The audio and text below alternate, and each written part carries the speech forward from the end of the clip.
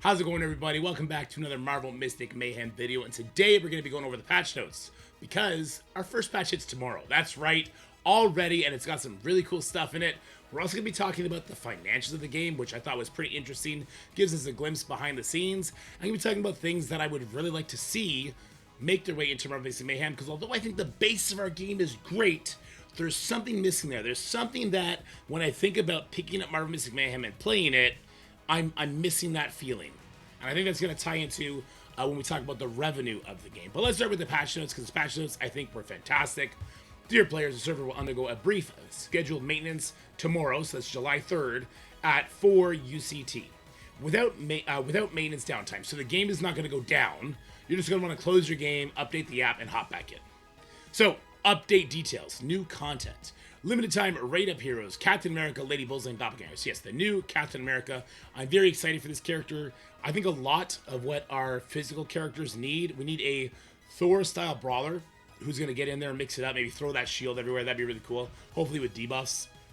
We need a physical-style tank like Juggernaut, just like a mega tank, but physical. And we also need like a physical damage boost the same way Emma does. So if Captain America fits any of those three roles, I'm going to be super excited about him and I'll go hard on him. We got the new PvP mode, Bifrost Brawl.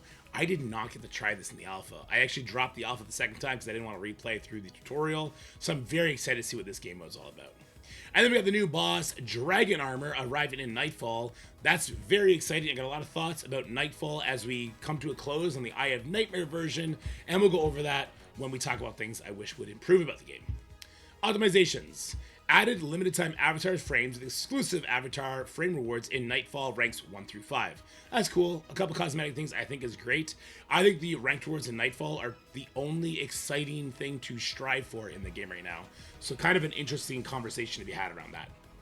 Random artifact details can now be previewed before obtaining. That's amazing. Skip animation enabled for consecutive 5 calls. I'm not sure what consecutive 5 calls means, but skip animations has my attention. Because sometimes you get to a point where the animations just become too much, especially in like the Crimson campaign, where I'm on like, you know, wave 8 of the Crimson campaign. I have so many rules built up. My characters are spamming their ultimates.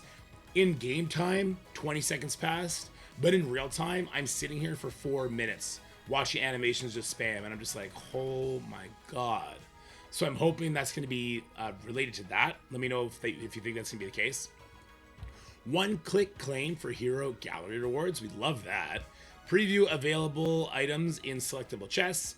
Detailed progress tracking added to the Details Dreamweaver. So some pretty good quality of life stuff. We're happy with that. We got some bug fixes. Fixed an issue where the rewards wouldn't display correctly after purchasing the battle pass and closing the prompt with escape. Fixed certain stage rewards not being claimable. I have not experienced that. Let me know if you guys have.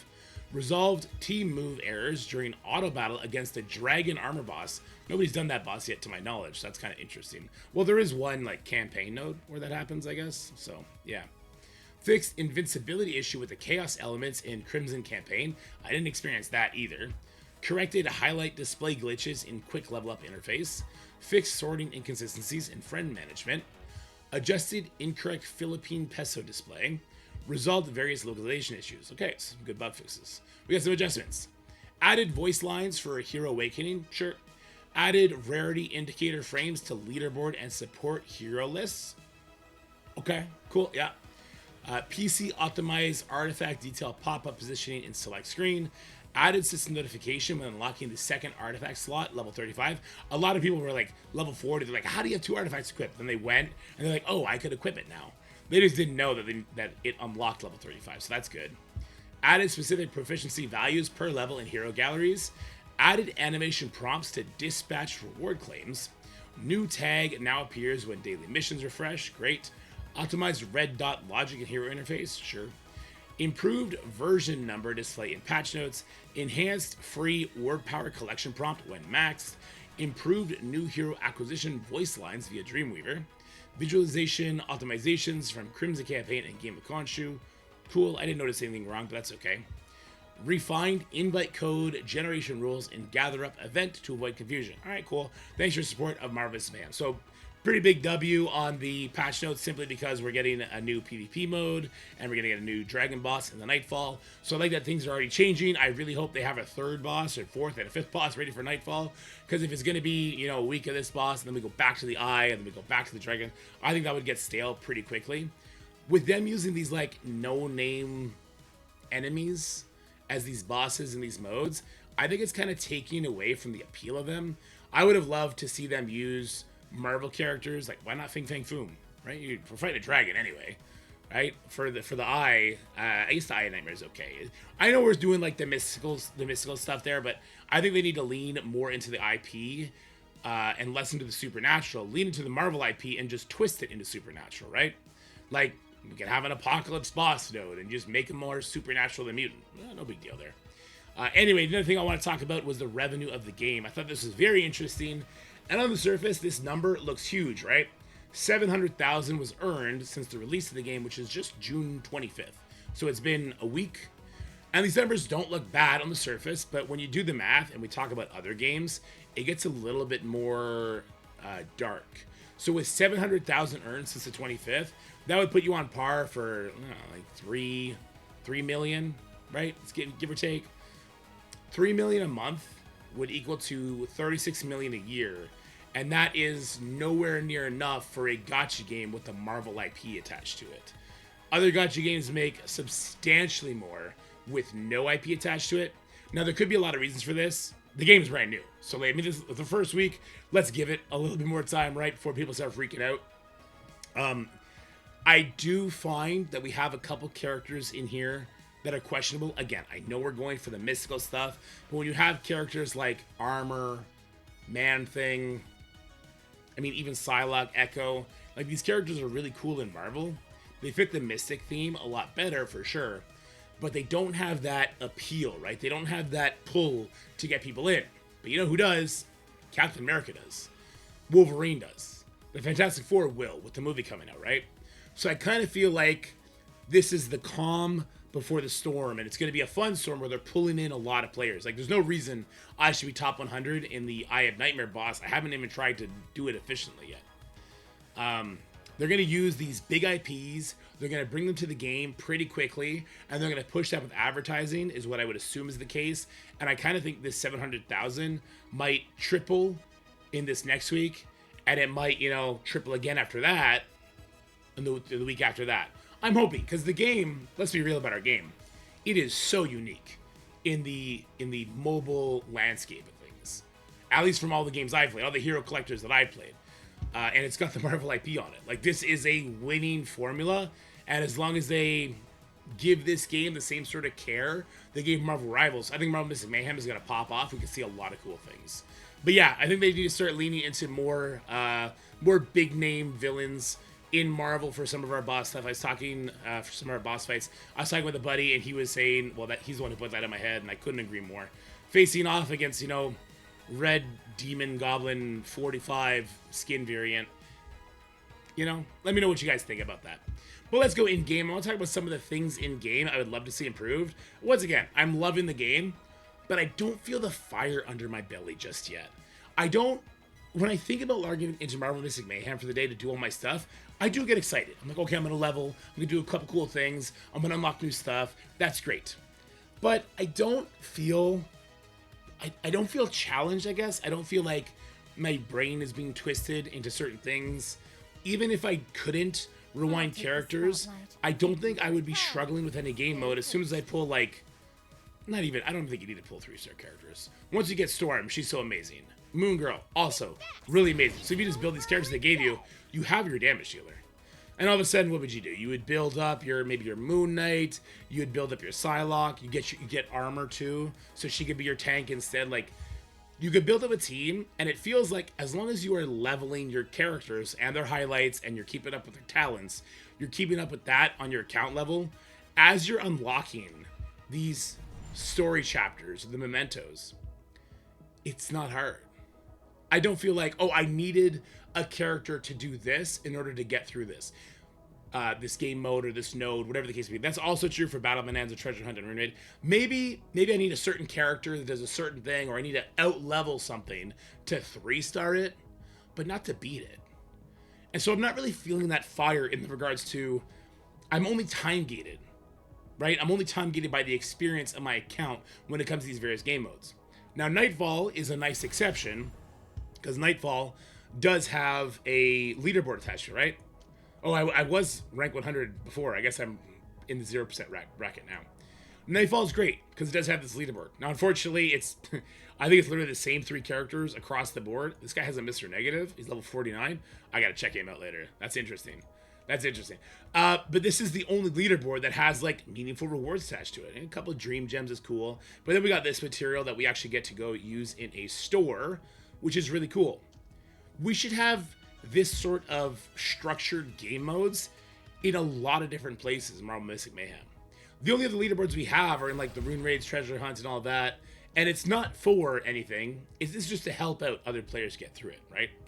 This is just, if I'm struggling on Rune Raid difficulty 4, I could come in here and I could check out what somebody else is using. Oh, he bought the highlight. He's got some cool artifacts. He's using Sleepwalker. He had no highlight there. That's super interesting. He had Emma. Okay, he was rocking that. Like, it's helpful. But again, I don't need to beat this in 10 seconds, right? He beat it in 10 seconds. I beat it in 24. What do I care? I 3-starred. I got all the first time rewards. There's no reason to care about that leaderboard. I don't think there ever should be either, by the way.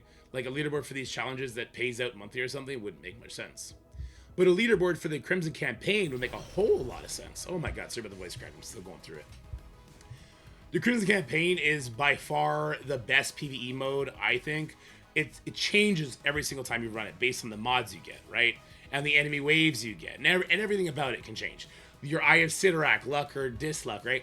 There's no reason there shouldn't be a leaderboard here based on efficiency, how quickly you got through all the waves, how much Sidorak, the material there you get to buy different favors, how much of that you didn't spend could be put into it. Using certain characters should give you a boost. There should be some of the little mini games in there where it's like, get a free favor, revive a character, or get 100 extra leaderboard points attached to your total. So like you're not getting that extra benefit, but you're making your run better for some sort of leaderboard. There's no reason there shouldn't be a leaderboard attached to this. Even the milestones. You can get all these milestones just by doing difficulty 1 3 times. It's like, well, okay. So what's the point of caring about having my characters built super big and, oh, you know, difficulty 4 had a lot of follow-up attack rules, so I wanted to build the follow-up attack characters. Like, there's no reason to do that under the current structure. And I really hope they can get there. Other places that they can have leaderboards, of course, we had the PvE events. I think there easily could have been a leaderboard there as well. So if you go into the events of Mystic Clash there, we get a certain amount of attacks per day or something like that, right? And it carries over. There you go. Why didn't they have a leaderboard for this that it took the totality of, you know, how much you won over the 7 days, the amount of attacks you get to do, and make a leaderboard from that? And they can give us, you know, they can give us those Merlin stones. They could just give us gold and trading materials so we can level up other characters. Because the whole refund your character at 0 cost isn't going to be around forever, right? So it just feels like a lot of misses as far as like pushing me to care about a game mode besides just playing it once or twice to finish up the milestones for the week and then forgetting it exists. The replayability is lacking, is I guess what I'm trying to say. But again, just like the revenue situation, this could just be a function of the game is still super new and they're waiting for more advertising to go in, so more players come in and they start doing stuff like that. I hope that's the case. I really hope that's the case because I think there's so much potential with this game.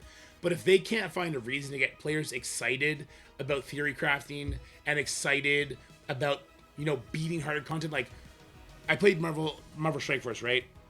There was this one boss node in the campaigns, this like Thor God boss node. And back in the day, when you beat him, you were like, I beat the Thor God boss node. Right now, like when I beat Moon Knight, I was just like, okay, I leveled up my 2-star characters and I went in there. He beat me once. So I went in the next day, I had 2 extra levels on my characters and I just instantly won. Now, obviously, scaling will eventually make that happen in all content, but not to the extent it's currently happening, is what I guess I'm trying to say. Anyway, let me know how you guys feel about what we talked about in this video, about the revenue, about things I think they can improve on. Basically, just making things a little bit more difficult and add some more competition into the game. I think that would be really cool stuff. And yeah, let me know what you thought about the patch coming out.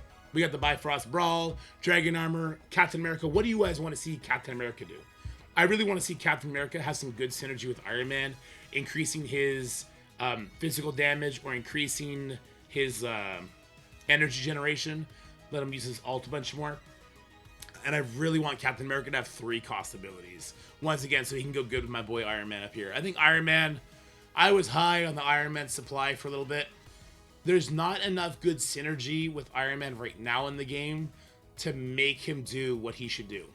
But a thing these gacha games love to do is to have the banner of a character happen, and then the follow-up banner buffs the crap out of this character.